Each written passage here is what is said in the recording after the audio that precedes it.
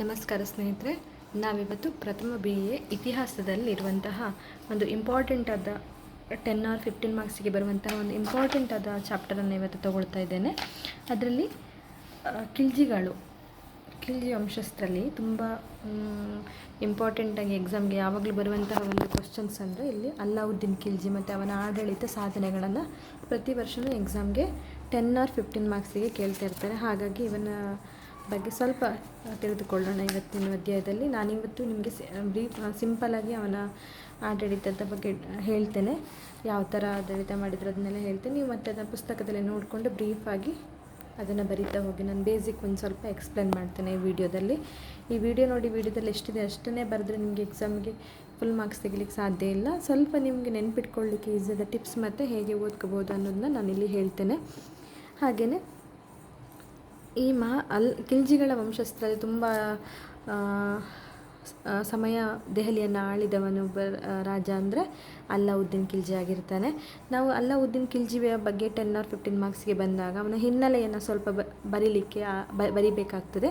ಹೇಗೆ ಅಂದರೆ ಅಲ್ಲಾವುದ್ದೀನ್ ಖಿಲ್ಜಿ ಆಡಳಿತಕ್ಕೆ ಹೇಗೆ ಬಂದ, ನಾವಿಲ್ಲಿ ಹಿನ್ನೆಲೆ ಬರೆಯೋದ್ರಿಂದ ಅವನ ವ್ಯಕ್ತಿತ್ವ ಎಂತಹದ್ದು ಅಂತ ತಿಳ್ಕೊಳ್ಳಿಕ್ಕೆ ಸ್ವಲ್ಪ ಈಸಿ ಆಗ್ತದೆ. ಈ ದೆಹಲಿಯನ್ನು ಅನೇಕ ವರ್ಷಗಳ ಕಾಲ ಆಡಿದ ಒಬ್ಬ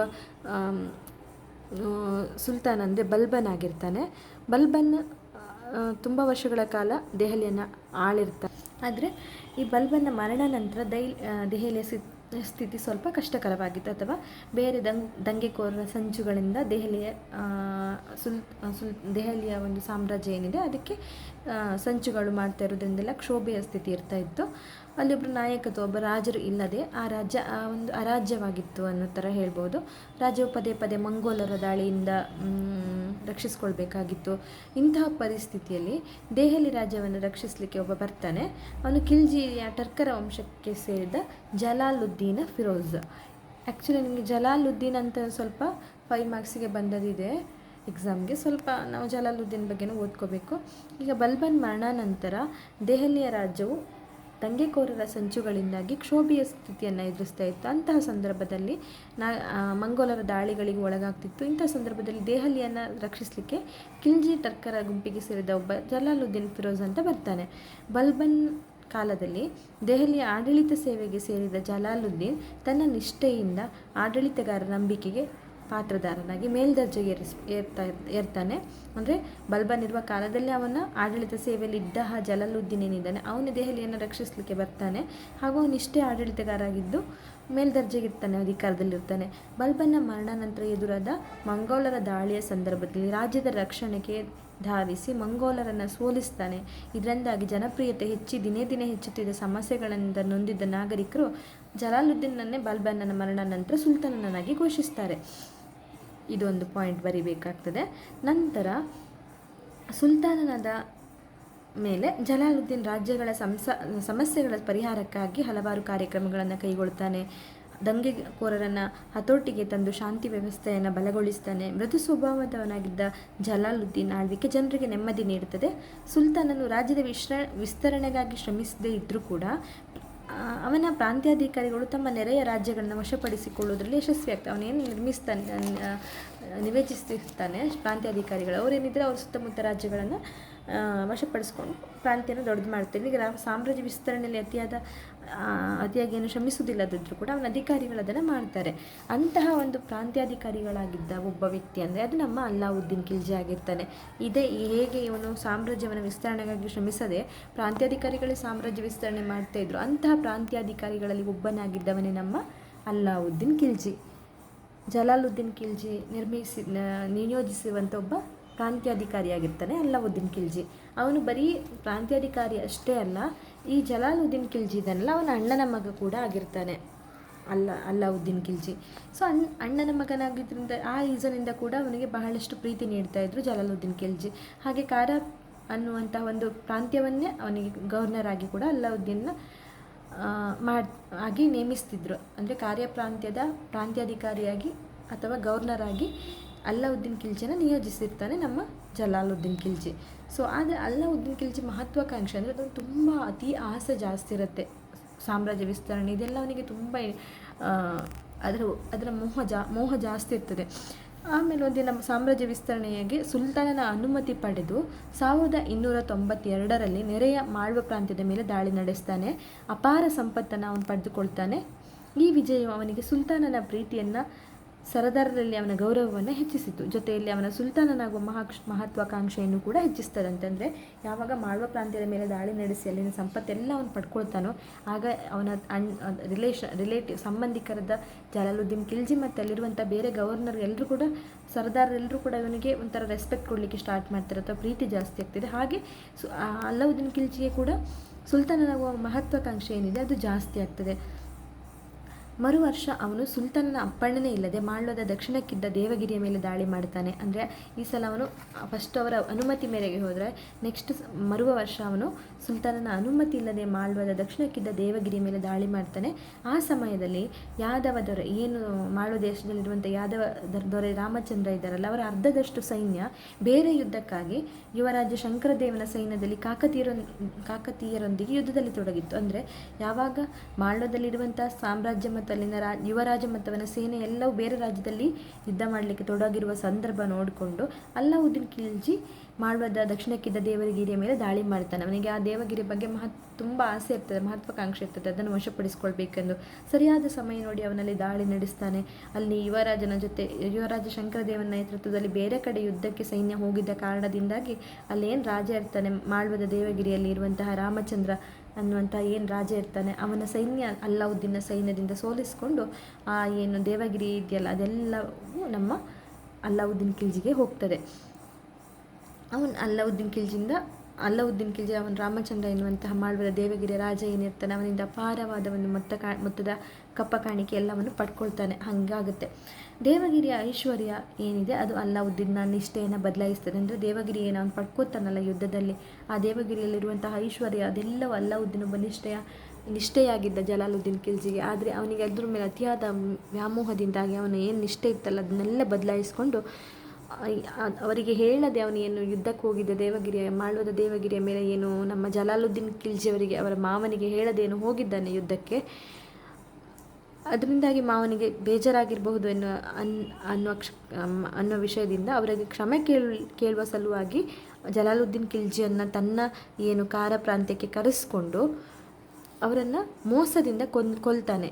ಯಾಕಂದರೆ ಅವನಿಗೆ ದೇವಗಿರಿಯ ಮೇಲೆ ವ್ಯಾಮೋಹ ಅಥವಾ ಅಧಿಕಾರ ಆಸೆ ಅದೆಲ್ಲ ಇರ್ತದಲ್ಲ, ಅವನಿಗೆ ದೆಹಲಿಯ ಸಿಂಹಾಸನದ ಮೇಲೆ ಒಂದು ಆಸೆ ಹುಟ್ಟುತ್ತದೆ ಅಥವಾ ಮಹತ್ವಾಕಾಂಕ್ಷೆ ಆಗಿದ್ದರಿಂದ ದೇವಗಿರಿಯ ಮೇಲೆ ಎಲ್ಲ ಅಧಿಕಾರದ ವ್ಯಾಮೋಹ ಹುಟ್ಟಿದ್ದ ಕಾರಣಕ್ಕಾಗಿ ಜಲಾಲುದ್ದೀನ್ ಖಿಲ್ಜಿಯನ್ನು ಕ್ಷಮೆ ಕೇಳುವ ರೀತಿಯಲ್ಲಿ ಕರೆಸಿಕೊಂಡು ಅಲ್ಲಿ ಅವನನ್ನು ಮೋಸದಿಂದ ಕೊಂದಾಕ್ತಾನೆ.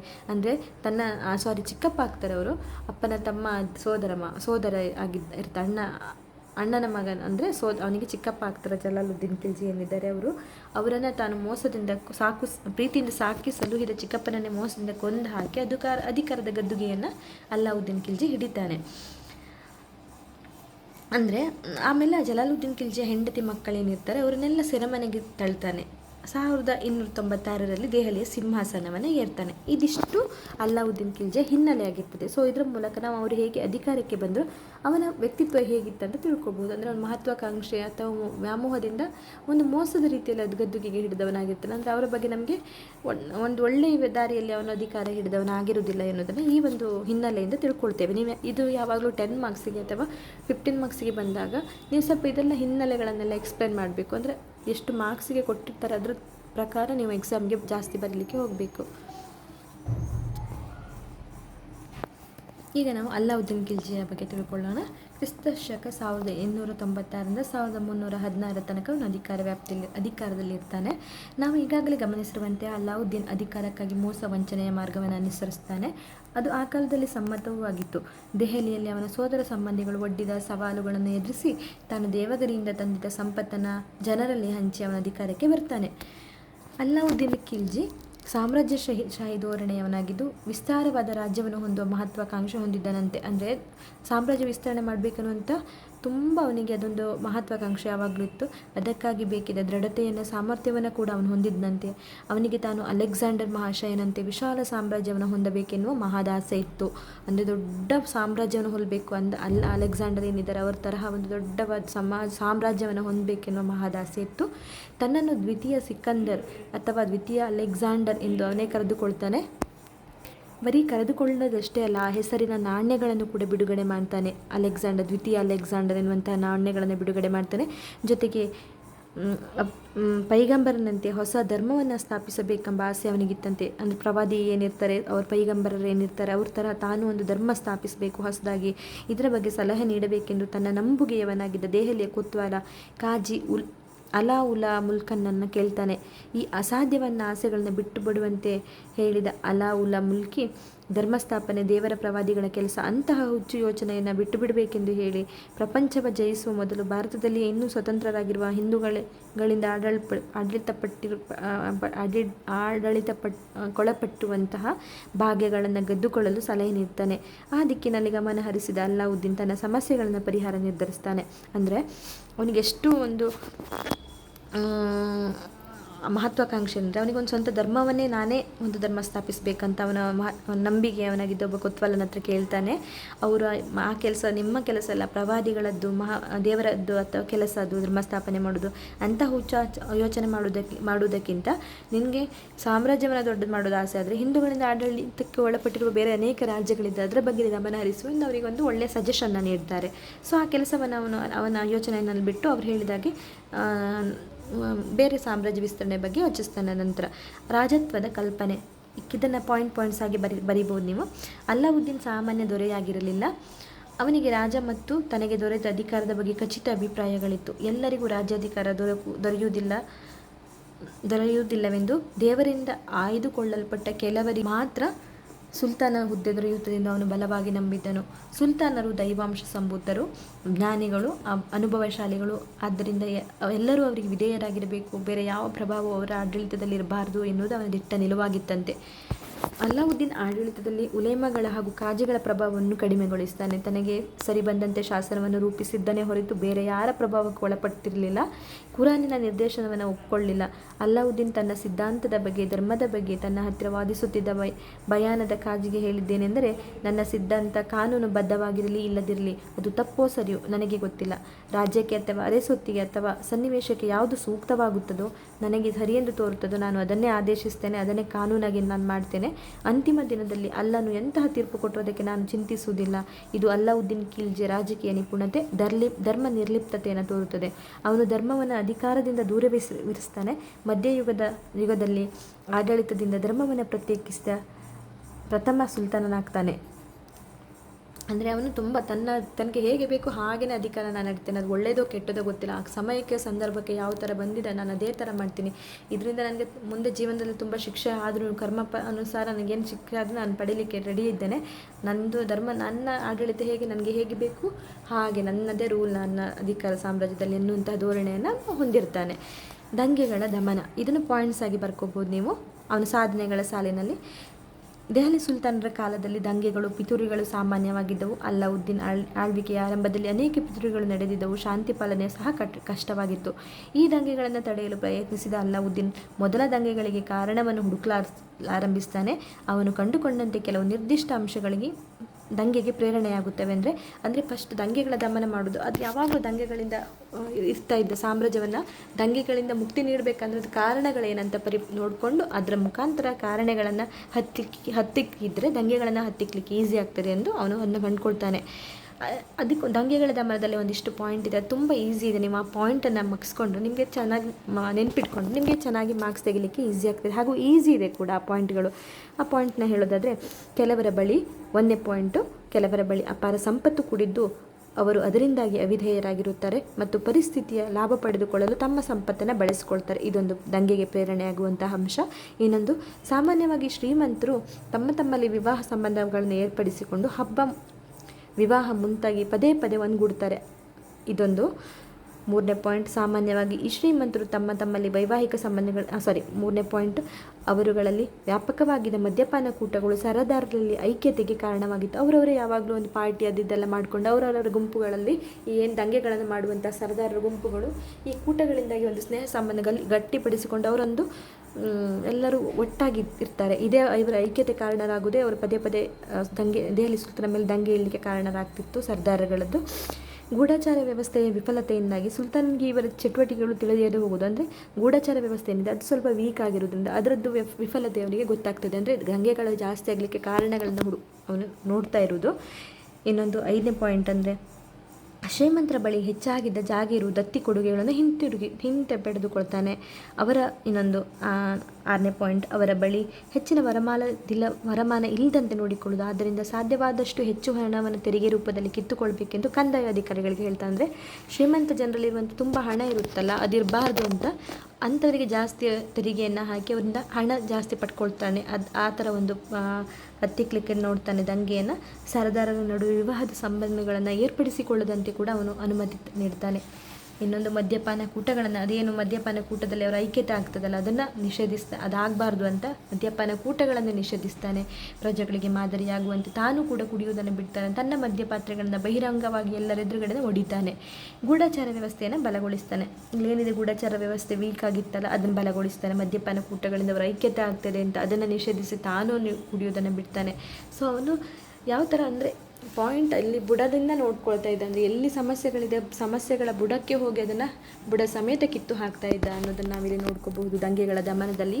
ಹಾಗೆಯೇ ಉತ್ತರ ಭಾರತದ ದಂಡಯಾತ್ರೆ, ಇದೆಲ್ಲ ಅವನ ಅಧಿಕಾರ ವ್ಯಾಪ್ತಿ. ಇದಿಷ್ಟು ಆದರೆ ಈ ಕ್ರಮಗಳಿಂದ ತನ್ನ ಅಧಿಕಾರವನ್ನು ಸ್ಥಿರಗೊಳಿಸಿಕೊಂಡು ಹಿಮ್ಮೆಟ್ಟದೆ ತನ್ನ ಅಧಿಕಾರವನ್ನು ಸ್ಥಿರಗೊಳಿಸ್ಕೊಳ್ತಾನೆ. ಅವನ ರಾಜ್ಯದಲ್ಲಿ ಅವನಿಗೆ ಸರಿಸಮಾನರಾಗುವುದು ಯಾರೂ ಇಲ್ಲದಂತೆ ನೋಡ್ಕೊಳ್ತಾನೆ. ಹಾಗೆಯೇ ನೆಕ್ಸ್ಟ್ ನಾವು ಅವನ ದಂಡಯಾತ್ರೆಗಳನ್ನು ಅಥವಾ ಸಾಧನೆಗಳಲ್ಲಿ ಇನ್ನೂ ಬರೆಯುವುದಾದರೆ ಪಾಯಿಂಟ್ ವೈಸ್ ತುಂಬ ಇದೆ ಇಲ್ಲಿ. ಉತ್ತರ ಭಾರತದ ದಂಡಯಾತ್ರೆ, ಗುಜರಾತಿನ ಆಕ್ರಮಣ, ರಣತಂಬೋರ್, ಮೇವಾಡದ ಆಕ್ರಮಣ, ಮಾಳ್ವಾ ಮತ್ತು ಜಾಲೋರ್ನ ಆಕ್ರಮಣ, ದಕ್ಷಿಣದ ದಂಡಯಾತ್ರೆ, ದೇವಗಿರಿ, ವಾರಂಗಲ್ನ ಮೇಲೆ ದಾಳಿ, ದ್ವಾರಸಮುದ್ರ, ಮಧುರೈ ಆಕ್ರಮಣ, ಇದಿಷ್ಟನ್ನು ಬರಿಬೇಕಾಗ್ತದೆ, ಆಯಿತಾ. ಸೊ ಅವನ ಸಾಧನೆಗಳಲ್ಲಿ ನೀವು ಅಥವಾ ಆಕ್ರಮಣಗಳನ್ನು ನೀವು ಬರಿಬೇಕಾದ್ರೆ ನೀವು ಅದನ್ನು ಸ್ವಲ್ಪ ಇದು ಕಂಟಿನ್ಯೂ ಪ್ರತಿಯೊಂದು ದಂಡಯಾತ್ರೆ ವಿವರಿಸ್ತಾ ಹೋದರೆ ತುಂಬ ಆಗ್ತದೆ, ವಿಡಿಯೋ ತುಂಬ ಲೆಂತಿ ಆಗ್ತದೆ. ಹಾಗಾಗಿ ನೀವು ಜಸ್ಟ್ ಅವನ ದಂಡಯಾತ್ರೆಗಳು ಎಷ್ಟೆಷ್ಟಿದೆ, ಎಲ್ಲೆಲ್ಲ ದಂಡಯಾತ್ರೆ ಮಾಡಿದ್ದಾನೆ, ಅದರದ್ದು ಆಡಳಿತ ಹೇಗಿತ್ತು, ಹೇಗೆ ದಂಡಯಾತ್ರೆ ಮಾಡಿದ, ಏನು ಸಾಧನೆ ಮಾಡಿದ, ದಂಡಯಾತ್ರೆ ಮಾಡಿದ ಆ ಜಾಗದಿಂದ ಏನನ್ನು ವಶಪಡಿಸ್ಕೊಂಡ ಅಂತ ಸ್ವಲ್ಪ ಮೇಲ್ಮೇಲೆ ನೋಡಿಕೊಂಡು ಎಷ್ಟು ಆಕ್ರಮಣಗಳಾಗಿದೆ ಅದನ್ನೆಲ್ಲ ಪಾಯಿಂಟ್ಸನ್ನು ನೆನ್ಪಿಟ್ಕೊಂಡು ಸ್ವಲ್ಪ ನೀವಾಗಿ ಎಕ್ಸ್ಪ್ಲೇನ್ ಮಾಡ್ತಾ ಹೋದರೆ ಸ್ವಲ್ಪ ಮಾರ್ಕ್ಸ್ ತೆಗಿಲಿಕ್ಕೆ ಈಸಿ ಆಗ್ತದೆ. ಆಮೇಲೆ ಅವನ ಆಡಳಿತ ಸುಧಾರಣೆಗಳು ಹೇಗಿತ್ತಂದರೆ ಅಲಾವುದ್ದೀನ್ ಖಿಲ್ಜಿ ಅದಿಷ್ಟು ಬರಿಬೇಕು. ನಾನು ಇದೆಲ್ಲ ಎಕ್ಸ್ಪ್ಲೇನ್ ಮಾಡಲಿಕ್ಕೆ ಹೋಗಲ್ಲ, ಇದೊಂದು 10-12ಕ್ಕಿಂತ ಜಾಸ್ತಿ ಪಾಯಿಂಟ್ಸ್ ಇದೆ, ಅದನ್ನೆಲ್ಲ ನೆನ್ಪಿಟ್ಕೊಳ್ಳಿ. ಅದನ್ನ ಎಕ್ಸ್ಪ್ಲೇನ್ ಮಾಡಲಿಕ್ಕೆ ಎಲ್ಲ ಹೋದರೂ ನಿಮಗೆ ಇದು ಫೋನಲ್ಲಿ ತುಂಬ ಲೆಂತಿ ಆಗ್ತದೆ ಮತ್ತು ಕನ್ಫ್ಯೂಷನ್ ಆಗ್ತದೆ. ನೀವು ಪಾಯಿಂಟ್ಸನ್ನು ನೆನ್ಪಿಟ್ಕೊಂಡು ಸ್ವಲ್ಪ ಓದ್ಕೊಂಡು ಬರೀರಿ ಅದನ್ನು. ಆಡಳಿತ ಸುಧಾರಣೆಗಳಲ್ಲಿ ಹೇಳುವುದಾದರೆ ಅಲಾವುದ್ದೀನ್ ಮಹಾ ದಂಡನಾಯಕನಾಗಿದ್ದಲ್ಲದೆ ದಕ್ಷಿಣದ ಆಡಳಿತಗಾರನೂ ಆಗಿದ್ದನು. ಅವನ ಆಡಳಿತದ ಉದ್ದೇಶ ತನ್ನ ಪರಮಾಧಿಕಾರದ ಪ್ರತಿಷ್ಠೆ, ತನ್ನ ಖಜಾನೆಯನ್ನು ತುಂಬಿಸಿಕೊಳ್ಳುವುದೇ ಹೊರತು ಪ್ರಜೆಗಳ ಯೋಗಕ್ಷೇಮವಲ್ಲ. ಅವನು ಆಡಳಿತದ ಪ್ರತಿಯೊಂದು ಇಲಾಖೆಯ ಮೇಲೆ ಹತೋಟಿ ಹೊಂದಿದ್ದನು. ಸೈನ್ಯವಾಗಲಿ, ಕಂದಾಯವಾಗಲಿ, ಮಾರುಕಟ್ಟೆಯ ವ್ಯವಹಾರ ಆಗಲಿ ಪ್ರತಿಯೊಂದು ಅವನ ಸೂಕ್ಷ್ಮತೆಗೆ ಒಳಪಟ್ಟಿತ್ತು. ಉಳಿದ ಸುಲ್ತಾನರತೆ ನೆಪಮಾತ್ರದ ಆಸಕ್ತಿ ತೋರದ ಅಲಾವುದ್ದೀನ್ ಸಮಸ್ಯೆಗಳನ್ನು ಸವಾಲಾಗಿ ನೋಡಿ ಸಮಸ್ಯೆಗಳ ಮೂಲವನ್ನು ಹುಡುಕಿ ಅವುಗಳಿಗೆ ಪರಿಹಾರ ಕಂಡು ಹಿಡಿದಿದ್ದನು. ಅವನ ದರ್ಪಿಷ್ಟ ಮನೋಭಾವ ಅವನ ಎಲ್ಲ ಕಾರ್ಯದಲ್ಲಿ ವ್ಯಕ್ತವಾಗುತ್ತಿತ್ತು. ಆದರೂ ಆಡಳಿತದ ಬಗ್ಗೆ ಅವನು ಹೊಂದಿದ ತೀವ್ರ ಆಸಕ್ತಿಯೇ ಅವನ ಆಡಳಿತದ ಸಫಲತೆಗೆ ಕಾರಣವಾಗಿತ್ತು. ಆಡಳಿತದಲ್ಲಿ ಅವನು ಕೆಲವೊಂದು ಸುಧಾರಣೆಯನ್ನು ಮಾಡಿದ್ದ. ಅದರಲ್ಲಿ ಒಂದು ಕೇಂದ್ರಾಡಳಿತ, ಅಂದರೆ ಆಡಳಿತದಲ್ಲಿ ಎಷ್ಟು ಆ ಕೇಂದ್ರಾಡಳಿತದಲ್ಲಿ ತಾನೇ ಸ್ಥಾಪಿಸಿದ ಮುಖ್ಯಸ್ಥನಾಗಿರ್ತಾನೆ. ಆಡಳಿತದಲ್ಲಿ ಉಲ್ಲೇಮರ ಮತ್ತು ಶ್ರೀಮಂತರ ಸರದಾರರ ಹಸ್ತಕ್ಷೇಪವನ್ನು ವಿರೋಧಿಸಿ ಅವರನ್ನು ಸೇವಕರ ಥರ ಮಾಡ್ತಾನೆ. ಹಾಗೆ ಅವನ ಮಂತ್ರಿಮಂಡಲ ಇದೆ, ಅದನ್ನು ಒಂಚೂರು ಬರಿಬೇಕಾಗ್ತದೆ ನೀವು. ಅಂದರೆ ಆಡಳಿತ ಸುಧಾರಣೆಗಳು ಅಂತ ಹೆಡ್ಡಿಂಗ್ ಹಾಕಿಬಿಟ್ಟು ಅದರಲ್ಲಿ ಕೇಂದ್ರಾಡಳಿತ, ಸೈನ್ಯದ ಸುಧಾರಣೆ, ಭೂಕಂದಾಯ ಮತ್ತು ಬೆಲೆ ನಿಗದಿ, ಮಾರುಕಟ್ಟೆ ನಿಯಂತ್ರಣ, ಇದಿಷ್ಟು ಪಾಯಿಂಟ್ಸನ್ನು ಬರಿಬೇಕು. ಮತ್ತು ಅಂದರೆ ಏನು ಅವರು ಮೇವಾಡದ ಮೇಲೆ ಆಕ್ರಮಣಗಳೇನಿದೆ, ದಂಡಯಾತ್ರೆಗಳು, ಆಕ್ರಮಣ ಅದೆಲ್ಲ ಆದಮೇಲೆ ಅವನ ಆಡಳಿತ ಸುಧಾರಣೆ ಅಂತ ಬರೆದು ಅದರಲ್ಲಿ ಕೇಂದ್ರಾಡಳಿತ, ಸೈನ್ಯದ ಸುಧಾರಣೆ, ಭೂಕಂದಾಯ, ಬೆಲೆ ನಿಗದಿ ಮತ್ತು ಮಾರುಕಟ್ಟೆ ನಿಯಂತ್ರಣ, ಇದಿಷ್ಟು ಅವನದು ಆಡಳಿತದ ಸುಧಾರಣೆ ಆಗಿರ್ತದೆ. ಅದನ್ನೆಲ್ಲ ನೀವು ಸೈನ್ಯದ ಸುಧಾರಣೆಯನ್ನು ಯಾವ ಥರ ಮಾಡ್ತಿದ್ದ ಅಂದರೆ ಇದಿಷ್ಟು ನೀವೇನು ಆ ಕೇಂದ್ರಾಡಳಿತ ಏನಿದೆ ಈ ಪಾಯಿಂಟಲ್ಲಿ ಇದಿಷ್ಟನ್ನು ಸ್ವಲ್ಪ ಬರೆದು ಎಕ್ಸ್ಪ್ಲೇನ್ ಮಾಡಿದೆ ಮಾರ್ಕ್ಸ್ ತೆಗಿಲಿಕ್ಕೆ ಈಸಿ ಆಗ್ತದೆ. ಅಂದರೆ ಅವರ ಮಂತ್ರಿಮಂಡಲದಲ್ಲಿ ಯಾರ್ಯಾರಿಗೆ ಏನೇನು ಸ್ಥಾನ ನೀಡಲಾಗಿತ್ತು ಅಂತ. ವಜೀರ್ ಅಂದರೆ ನಾಗರಿಕ ಸೈನಿಕದ ಅಧಿಕಾರಿಯಾಗಿದ್ದಾನೆ. ಅರಿಜ್ಯ ಮುಮಾಲಿಕ್ ಅನ್ನುವಂಥನು ಸೈನಿಕ ವಿಭಾಗದ ಮಂತ್ರಿಯಾಗಿರ್ತಾನೆ. ಖ್ವಾಜಾ ನ್ಯಾಯಾಧಿಕಾರಿ, ಮೀರಾ ಅರಿಜ್ ಮೊಕದ್ದಮೆಗಳ ಮುಖ್ಯಸ್ಥ, ಮೌಸ್ತಫಿ ಸುಲ್ತಾನನ ಲೆಕ್ಕ ಪರೀಕ್ಷೆ ಮಾಡುವ ಅಧಿಕಾರಿ, ಬಕ್ಷಿ-ಎ ಫೌಜ್ ಮೀಸಲು ಸೈನ್ಯದ ಸೈನಿಕರಿಗೆ ಸಂಬಳ ನೀಡುವವನಾಗಿದ್ದ. ಅಮೀರ್-ಎ ಕೋಹಿ ಕೃಷಿ ಮಂತ್ರಿ, ಶಹನ-ಎ ಮಂಡಿ ಮತ್ತು ದಿವಾನಿ-ಎ ರಿಯಾಜತ್ ಮಾರುಕಟ್ಟೆ ನೋಡುವುದು. ಕೋತ್ವಾಲ ಇವರು ಪೊಲೀಸ್ ಅಧಿಕಾರಿಯಾಗಿದ್ದು ನಗರದಲ್ಲಿ ಕಾನೂನು ಸಮಸ್ಯೆನ ಸುವ್ಯವಸ್ಥೆ ನೋಡ್ಕೊಳ್ಳೋದು ಅವರ ಜವಾಬ್ದಾರಿಯಾಗಿತ್ತು. ಸೊ ಇವರ ಮಂತ್ರಿಮಂಡಲ ಹೀಗಿತ್ತು. ಇದನ್ನು ನೀವು ಸ್ವಲ್ಪ ನೆನ್ಪಿಟ್ಕೋಬೇಕು. ನಿಮಗೆ ಪಾಯಿಂಟ್ಸ್ ಅಥವಾ ಮಾರ್ಕ್ಸ್ ಜಾಸ್ತಿ ಬರಲಿಕ್ಕೆ ಈಸಿ ಆಗ್ತದೆ ಕೇಂದ್ರಾಡಳಿತದಲ್ಲಿ. ಹಾಗೆಯೇ ಸೈನ್ಯದ ಸುಧಾರಣೆ ನೋಡೋದಾದರೆ, ರಾಜ್ಯದಲ್ಲಿ ನಡೆಯುತ್ತಿದ್ದ ಆಂತರಿಕ ದಂಗೆಗಳನ್ನು, ಹೊರಗಿನ ದಾಳಿಯನ್ನು ತಡೆಗಟ್ಟಲು, ರಾಜ್ಯದಲ್ಲಿ ಶಾಂತಿ ನೆಲೆಗೊಳಿಸಲು, ಸಾಮ್ರಾಜ್ಯ ವಿಸ್ತರಣೆ ಮುಂತಾದವುಗಳಿಗೆ ಸುಸಜ್ಜಿತ ಸಂಘಟನೆ ಅವಶ್ಯಕವೆಂದು ಅಲ್ಲಾವುದ್ದೀನನು ಮನಗೊಂಡು ಇದರಿಂದ ಕೇಂದ್ರದಲ್ಲಿ ವ್ಯವಸ್ಥಿತವಾದ ಸೈನ್ಯವನ್ನು ಸ್ಥಾಪಿಸುವತ್ತ ಗಮನ ನೀಡ್ತಾನೆ. ಹಿಂದಿನ ಸುಲ್ತಾನರು ಯುದ್ಧ ಕಾಲದಲ್ಲಿ ಸೈನ್ಯರನ್ನು ಒದಗಿಸುತ್ತಿದ್ದ ಜಾಗೀರುದಾರಗಳನ್ನು ಅವಲಂಬಿಸಿರ್ತಾರೆ. ಆದರೆ ಅಲ್ಲಾವುದ್ದೀನ್ ಇದನ್ನು ಬದಲಾಯಿಸಿ ಸಂಬಳದ ಆಧಾರದ ಮೇಲೆ ಒಂದು ಸೈನ್ಯವನ್ನೇ ನಿರ್ಮಿಸ್ತಾಳೆ. ಅದರಲ್ಲಿ ಅಂದರೆ ಅವರು ಮೊದಲು ಯುದ್ಧ ಕಾಲಕ್ಕೆ ಸೈನ್ಯದವರು ಬೇಕಂತ ಹಣ ಕೊಟ್ಟು ತಗೊಳ್ತಾ ಇದ್ರು ಆ ಸಮಯಕ್ಕೆ. ಆದರೆ ಇವನು ಅವರದೇ ಒಂದು ಸ್ವಂತ ಸೈನ್ಯವನ್ನು ನಿರ್ಮಿಸಲಿಕ್ಕೆ ನೋಡ್ತಾನೆ. ಅದರಲ್ಲಿ ಕಾಲ್ದಳ, ಅಶ್ವದಳ, ಗಜದಳ, ಎಲ್ಲ ಇತ್ತು. ಇದರಲ್ಲಿ ಅಶ್ವದಳ ಮುಖ್ಯವಾಗಿತ್ತು. ಅರೇಬಿಯಾ ಮತ್ತು ಪರ್ಷಿಯಾಗಳಿಂದ ಉತ್ತಮ ತಳಿಯ ಕುದುರೆಗಳನ್ನು ಆಮದು ಮಾಡಿಕೊಂಡ ತರಬೇತಿ ಪಡೆದ ಕುದುರೆ ಸೈನಿಕನಿಗೆ ವಾರ್ಷಿಕ ಸಂಬಳವನ್ನು 243 ಟಂಕಗಳನ್ನು ವೇತನವಾಗಿ ನೀಡುತ್ತಿದ್ದ. 2 ಕುದುರೆ ಹೊಂದುವವನಿಗೆ 70 ಟಂಕಗಳ ಭತ್ಯೆ ನೀಡಲಾಗಿತ್ತು. ಸುಲ್ತಾನು 4,75,000 ಅಶ್ವಸವಾರರನ್ನು ಹೊಂದಿದ್ದನೆಂದು ಹೇಳ್ತಾರೆ. ಹೀಗೆ ಅವನ ಸೈನ್ಯದ್ದು ಹೇಗಿತ್ತು ಅಂತ, ಸೈನ್ಯ ಸುಧಾರಣೆ ಹೇಗಿತ್ತು ಅಂತ ಅದು ಒಂದು ಆಗ್ತದೆ. ಅವನ ಆಡಳಿತ ಸುಧಾರಣೆಗಳಲ್ಲಿ ಕೇಂದ್ರಾಡಳಿತ ನಂತರ ಸೈನ್ಯ ಸುಧಾರಣೆ ಆಗ್ತದೆ. ಆಮೇಲೆ ಭೂಕಂದಾಯವನ್ನು ಹೇಗೆ ನೋಡ್ತಾನಂದರೆ, ಭೂಕಂದಾಯ ಖಜಾನೆಯ ಮುಖ್ಯ ಮೂಲವಾಗಿದ್ದ ತನ್ನ ಖಜಾನೆಯನ್ನು ತುಂಬಿಸಿಕೊಳ್ಳಲು ಆಸಕ್ತನಾಗಿದ್ದ ಅಲ್ಲಾವುದ್ದೀನ್ ಕಂದಾಯ ವ್ಯವಹಾರಗಳ ಕಡೆ ಕೂಡ ಗಮನ ಹರಿಸ್ತಾನೆ. ಅಲ್ಲಾವುದ್ದೀನು ಕಂದಾಯದ ವಿಧಾನವನ್ನು ಸುವ್ಯವಸ್ಥೆಗೊಳಿಸ್ತಾನೆ. ಸಾಧ್ಯವಾದಷ್ಟು ಹಣವನ್ನು ಬೊಕ್ಕಸಕ್ಕೆ ತುಂಬುವುದು, ದಂಗೆಗೆ ಕಾರಣವಾಗಿದ್ದ ಹೆಚ್ಚು ಹಣವನ್ನು ಜನರಿಂದ ವಸೂಲಿ ಮಾಡುವುದು ಅವನ ಉದ್ದೇಶ ಆಗಿರುತ್ತದೆ. ಹೀಗೆ ಅವನ ಮುಸ್ಲಿಂ ವ್ಯಾಪಾರಿಗಳ ವಸ್ತುಗಳ ಮೇಲೆ 5% ಹಾಗೂ ಹಿಂದೂ ವ್ಯಾಪಾರಿಗಳ ಮೇಲೆ 10% ತೆರಿಗೆ ವಿಧಿಸ್ತಾನೆ. ಅವನ ಧರ್ಮವನ್ನು ಸ್ವಲ್ಪ ನೋಡಿಕೊಂಡು ಅವನ ತೆರಿಗೆಯನ್ನು ವಿಧಿಸ್ತಾ ಇದ್ದ. ಹೀಗೆಲ್ಲ ಅವನ ಭೂಕಂದಾಯ ರೀತಿ ನೀತಿ ಆಗಿತ್ತು. ಬೆಲೆ ನಿಗದಿ ಮಾಡ್ತಾ ಇದ್ದ, ಅಂದರೆ ಒಂದು ವಸ್ತುವಿಗೆ ಎಷ್ಟು ಬೆಲೆ ಅಂತ ಅವನು ನಿಗದಿಸ್ತಾ ಇದ್ದ. ಅದೊಂದು ಚೀಟಿ, ಒಂದು ಪಾಯಿಂಟ್ಸ್ ವೈಸ್ ತುಂಬ ಇದೆ. ಎಷ್ಟಿದೆ ಸ್ನೇಹಿತರೆ, ಇದಿಷ್ಟು ಅಕ್ಕಿಗೆ ಎಷ್ಟು, ಬೇಳೆ ಉಪ್ಪಿಗೆಲ್ಲ ಎಷ್ಟೆಷ್ಟು ಅಂತ ಬೆಲೆ ನಿಗದಿ ಮಾಡಿ ಅದರ ಮೂಲಕ ಅಲ್ಲಿ ಬೊಕ್ಕಸವನ್ನು ತುಂಬಿಸಲಿಕ್ಕೆ ನೋಡ್ಕೊಳ್ತಾ ಇದ್ದ. ಪ್ರಥಮವಾಗಿ ಜೀವನಾವಶ್ಯಕವಾದ ದವಸ ಧಾನ್ಯ, ಬಟ್ಟೆ ಎಲ್ಲ ಮುಂತಾದವುಗಳ ಬೆಲೆಯನ್ನು, ಉತ್ಪಾದನಾ ವೆಚ್ಚ, ಸಾಗಾಣಿಕೆ ವೆಚ್ಚ, ಸ್ವಲ್ಪ ಮಟ್ಟಿನ ಲಾಭವನ್ನು ಸೇರಿಸಿಯೇ ಬೆಲೆ ನಿಗದಿಗೊಳಿಸುತ್ತಿದ್ದ. ನಂತರ ಬೆಲೆಗಳಿಗೆ ವಸ್ತುಗಳನ್ನು ಮಾರುತ್ತೇವೆ ಎಂದು ರೈತ ಮಾರುಕಟ್ಟೆಗಳ ನಿಯಂತ್ರಣಾಧಿಕಾರಿಗಳ ಬಳಿ ಕರಾರು ಮಾಡಿಕೊಂಡು ವಸ್ತುಗಳ ಬೆಲೆಯನ್ನು ಅಂಗಡಿಗಳ ಮುಂದೆ ಪ್ರಕಟಿಸಬೇಕಿತ್ತು. ಅದೇ ಬೆಲೆಗೆ ವಸ್ತುವನ್ನು ಮಾರಬೇಕಿತ್ತು. ತಪ್ಪಿದರೆ ಕಠಿಣ ಶಿಕ್ಷೆಯನ್ನು ಕೊಡ್ತಾ ಇದ್ದ. ಅಂದರೆ ಕರೆಕ್ಟಾಗಿ ಬೆಳೆಗಳಿಗೆ ಇಷ್ಟೇ ಅಂತ ನೋಡ್ತಿದ್ದ. ಅವನ ಏನು ಆಡಳಿತ ಸುಧಾರಣೆ ಏನಿದೆ ಅದರಲ್ಲಿ ಕೂಡ ಒಂದು ಸ್ವಲ್ಪ ಕೂಡ ಧರ್ಮವನ್ನು ತೋರಿಸ್ತಿರಲಿಲ್ಲ. ದರ್ಪದಿಂದನೇ ಅವನೆಲ್ಲ ಮಾಡ್ತಿದ್ದ ಮತ್ತು ಅವನು ಮಾಡಿದ್ದೇ ಶಾಸನವಾಗಿ. ಅವನು ನಿಗದಿಸಿದ ಬೆಲೆಯೇ ಅಷ್ಟಕ್ಕೆ ಜನರು ಅದನ್ನು ಮಾರಬೇಕಾಗಿತ್ತು ಅಥವಾ ತಗೊಳ್ಬೇಕಾಗಿತ್ತು. ಇದೆಲ್ಲ ಒಂದು ಬೆಲೆ ನಿಗದಿಯಲ್ಲಿತ್ತು. ಇದನ್ನು ಸ್ವಲ್ಪ ನೀವು ಬ್ರೀಫಾಗಿ ನೋಡಿಕೊಂಡು ಬರೀಬೇಕು ಎಕ್ಸಾಮಲ್ಲಿ. ಹಾಗೆ ಮಾರುಕಟ್ಟೆ ನಿಯಂತ್ರಣ ಕೊನೆಯ ಪಾಯಿಂಟ್, ಏನು ಆಡಳಿತ ಸುಧಾರಣೆಯಲ್ಲಿ ಮಾರುಕಟ್ಟೆ ಕೊನೆಯ ಪಾಯಿಂಟ್ ಆಗಿರ್ತದೆ. ಇದರಲ್ಲಿ ಅಲ್ಲಾವುದ್ದೀನ್ ಆರ್ಥಿಕ ಸುಧಾರಣೆಗಳಲ್ಲಿ ಬೆಲೆ ಮತ್ತು ಮಾರುಕಟ್ಟೆ ನಿಯಂತ್ರಣ ಮಹತ್ವವಾದುದು. ಇದನ್ನು ಸುವ್ಯವಸ್ಥಿತವಾಗಿ ಜಾರಿಗೊಳಿಸ್ತಾನೆ. ಇವನು ದಿಗ್ವಿಜಯಗಳಿಗಿಂತ ಆರ್ಥಿಕ ಸುಧಾರಣೆಯಲ್ಲಿ ಅದರಲ್ಲೂ ವಿಶೇಷವಾಗಿ ಮಾರುಕಟ್ಟೆ ನಿಯಂತ್ರಣ ಸುಧಾರಣೆಯಲ್ಲಿ ಅತ್ಯಂತ ಪ್ರಖ್ಯಾತಿಯನ್ನು ಪಡಿತಾನೆ. ಬೆಲೆಗಳನ್ನು ಹತೋಟಿಯಲ್ಲಿಡಲು ವರ್ತಕರ ಕಾರವಾನಗಳ ಮೇಲೆ, ಸಾಗಾಣಿಕೆಗಳ ಮೇಲೆ ಹತೋಟಿ ಸಾಧಿಸಲಾಯಿತು. ಶಹನಾಯಿ ಮಂಡಿ ಎಂಬ ಅಧಿಕಾರಿಯನ್ನು ಮಾರುಕಟ್ಟೆಗಳ ಮೇಲ್ವಿಚಾರಣೆಗಳ ಮೇಲೆ ನೇಮಿಸಲಾಗಿತ್ತು. ಸರಕು ಸಾಗಾಣಿಕಾ ಕಾರವಾನಗಳನ್ನು ಸಹ ನಮೂದಿಸಲಾಗಿತ್ತಂತೆ. ಮಧ್ಯಕಾಲೀನ ಭಾರತದಲ್ಲಿ ಬೆಲೆ ಮಾರುಕಟ್ಟೆ ನಿಯಂತ್ರಣವನ್ನು ಪ್ರಥಮ ಬಾರಿಗೆ ಯಶಸ್ವಿಯಾಗಿ ಅಳವಡಿಸಿದ ಕೀರ್ತಿ ಅಲ್ಲಾವುದ್ದೀನಿಗೆ ಸಲ್ಲುತ್ತದೆ. ಅವನ ದೊಡ್ಡ ಸೈನ್ಯದ ಖರ್ಚಿನ ಹೊರೆಯನ್ನು ಕಡಿಮೆಗೊಳಿಸುವ ನಿಟ್ಟಿನಲ್ಲಿ ಸರ್ಕಾರಿ ಆಜ್ಞೆಗಳ ಮೂಲಕ ಬೆಲೆ ನಿಯಂತ್ರಣವನ್ನು ಜಾರಿಗೊಳಿಸ್ತಾನೆ. ಇದಿಷ್ಟು ಅವರ ಸೈನ್ಯ ಸುಧಾರಣೆಗಳಾಗಿರ್ತದೆ. ಅಂದರೆ ಸೈನ್ಯ ಸುಧಾರಣೆಗಳಲ್ಲಿ ಕೇಂದ್ರಾಡಳಿತ, ಸೈನ್ಯ ಸುಧಾರಣೆ, ಭೂಕಂದಾಯ, ಬೆಲೆ ನಿಗದಿ ಮತ್ತು ಮಾರುಕಟ್ಟೆ ನಿಯಂತ್ರಣ. ಇದಿಷ್ಟು ಅವನದು ಆಡಳಿತ ಸುಧಾರಣೆ ಆಗಿರ್ತದೆ. ಇದಿಷ್ಟನ್ನು ಬರಿಬೇಕು ನೀವು ಆ ಪಾಯಿಂಟಿಗೆ. ಹಾಗೆ ಲಾಸ್ಟಿಗೆ ನಾವು ಅವನ ಕಲೆ ಮತ್ತು ವಾಸ್ತುಶಿಲ್ಪದ ಕೊಡುಗೆಗಳನ್ನು ಕೂಡ ಬರಿಬೇಕಾಗ್ತದೆ. ಸ್ವಲ್ಪ ಕಲೆ ಮತ್ತು ವಾಸ್ತುಶಿಲ್ಪ ಬಗ್ಗೆ ಖಿಲ್ಜಿಯ ಕೊಡುಗೆಗಳನ್ನು ನೋಡುವುದಾದರೆ, ಅಲ್ಲಾವುದ್ದೀನ್ ವಾಸ್ತುಶಿಲ್ಪಿ ಪ್ರೇಮಿಯೂ ಆಗಿದ್ದನು. ಅವನು ಸುಂದರ ಕಟ್ಟಡಗಳ ನಿರ್ಮಾಪಕ. ದೆಹಲಿ ಕುತುಬ್ ಮಿನಾರ್ನ ಬಳಿರುವ ಅಲಾಯಿ ದರ್ವಾಜ್ ಅವನ ಸುಂದರ ನಿರ್ಮಾಣ.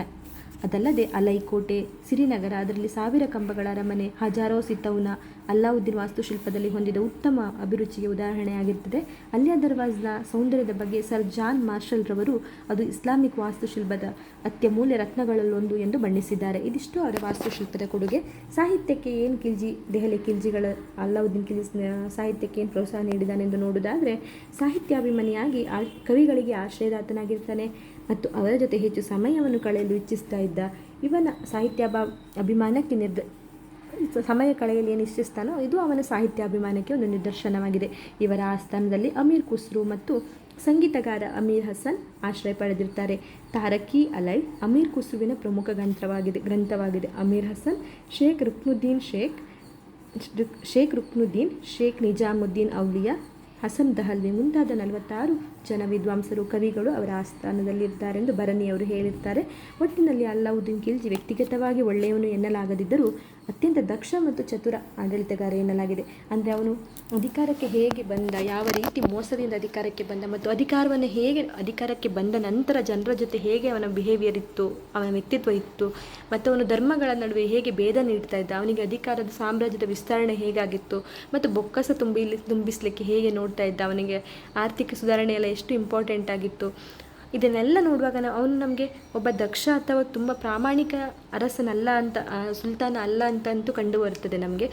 ಬಟ್ ಆದರೆ ಅವನು ಆಡಳಿತದಲ್ಲೂ ತುಂಬ ದಕ್ಷನಾಗಿದ್ದ, ಒಬ್ಬ ಸಮರ್ಥ ಚತುರ ಎಂದು ಆಡಳಿತಗಾರ ಎಂದು ಇಡೀ ನಾವು ಅವರ ಒಂದು ಅವರ ಬಗ್ಗೆ ಕೇಳುವಾಗ ಗೊತ್ತಾಗ್ತದೆ.